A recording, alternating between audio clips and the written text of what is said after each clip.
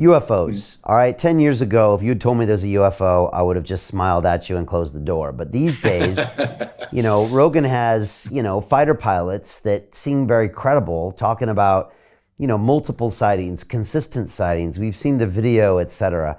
And I'm just curious what you think of these flying objects, and not to mention all the people that say they also have knowledge behind the scenes about certain things happening in Los Alamos, etc. Just to put it in perspective, I asked the same thing to Neil deGrasse Tyson, astrophysicist, and Chris Hadfield, the super famous astronaut. And they kind of demurred and wouldn't really give me an answer. They said, I don't know. I don't believe it. I don't see any evidence. And I couldn't get them to really say anything of consequence. But what do you think, Mike? What do you think? Yeah. There's not a lot of upside. There certainly wasn't a lot of upside until the past few years for anybody to say anything about UFOs. They're not calling them UAPs, unidentified aerial phenomena, just to get rid of the UFO stigma. Rebrand it.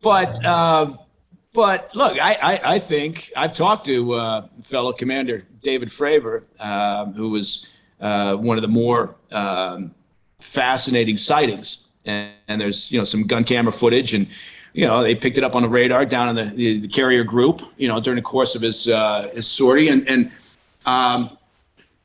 I found him to be enormously credible and with enormous experience, no justifiable reason to bullshit anybody.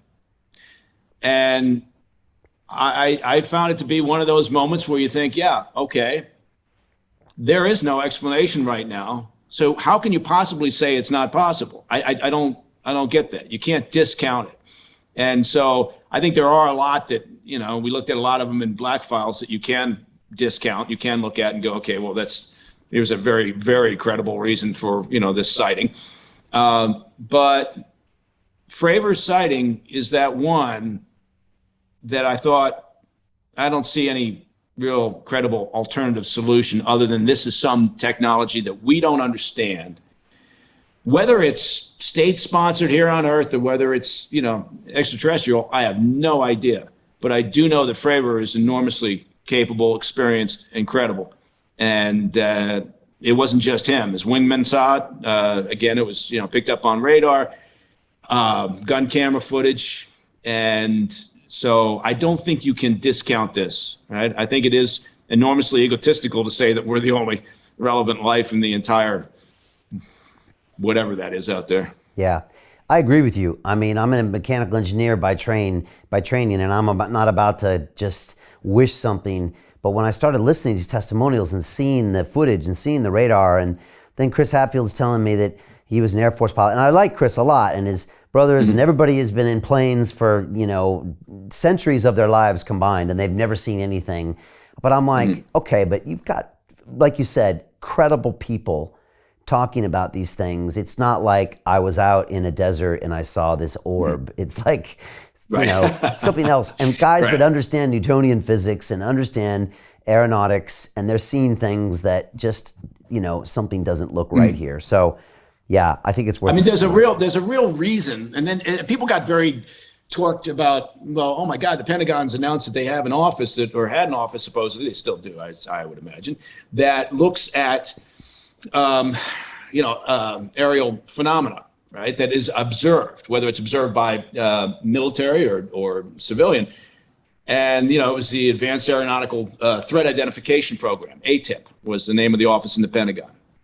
And that, just from a national security perspective, makes sense. If you've got objects, that are spotted, particularly if they're over sensitive installations or wherever they may be, then yes, you have an obligation, and from a national security perspective, to investigate that. Now, the problem was always, from a military perspective, if I'm flying, there's no upside for me to, land and walk in, to the hot wash or the briefing room and say, by the way, I think I saw a UFO. Right? That's not going to do your career a lot of good.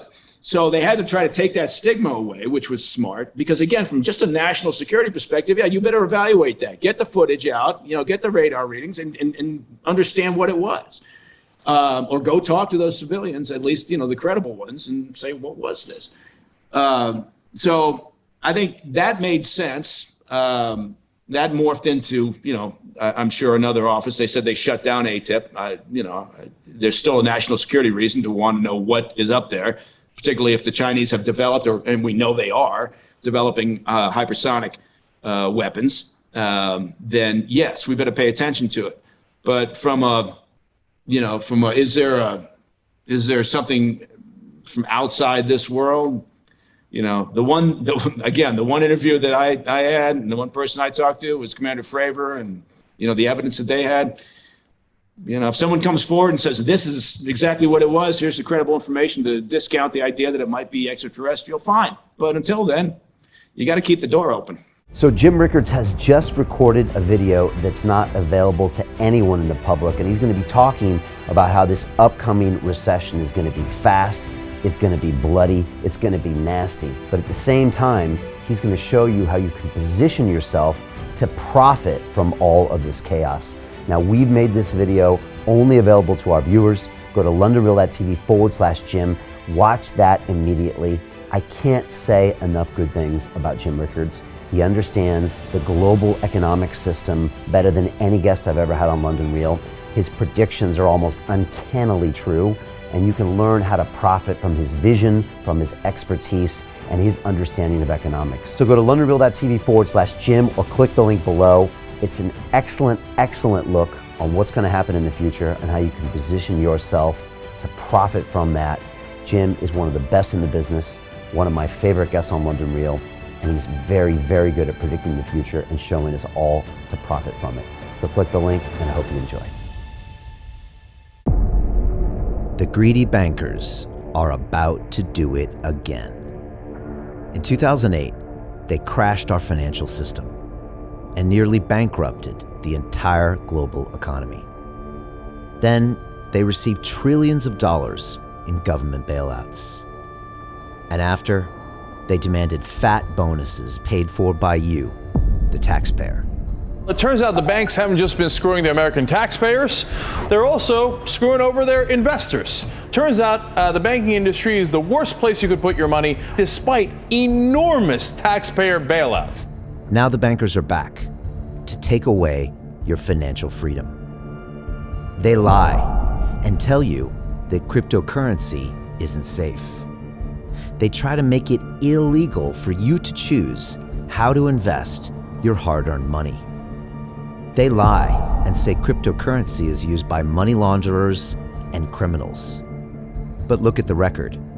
It's the banks themselves that launder hundreds of billions of dollars every year to the biggest criminal operations in the world. Leaked documents have revealed how some UK banks have helped criminals, money launderers and Russians under sanctions. American authorities discovered that the Sinaloa cartel moved $881 million through HSBC accounts as bank officials turned a blind eye to the illegality. The bankers lie and say cryptocurrency is not a real investment. Meanwhile, the smartest CEOs in the world are buying billions and billions of it. The truth is that banks lie about cryptocurrency because it makes them scared. The banks take $9 trillion per year of your hard-earned money, and they are worried that they will finally be exposed. They're scared because crypto means they can no longer control your money, which means they can no longer control you. They are scared because you might actually understand your money and intelligently decide what to do with it. Now is the time for us to come together, fight back, and take control. It's time to educate ourselves, our families, and our communities. Because financial education means financial freedom. We know that cryptocurrencies will help us build the new decentralized financial system of the future. A banking system that is of the people, by the people, and for the people. A banking system where access to finance is a fundamental human right. A banking system that is free and fair and welcomes all humans on this earth. The DeFi revolution is happening. We, the people, can no longer be fooled. We choose to take control of our finances. We choose to take control of our freedom. We choose to take control of our future. Join us, and let's take back our financial freedom forever.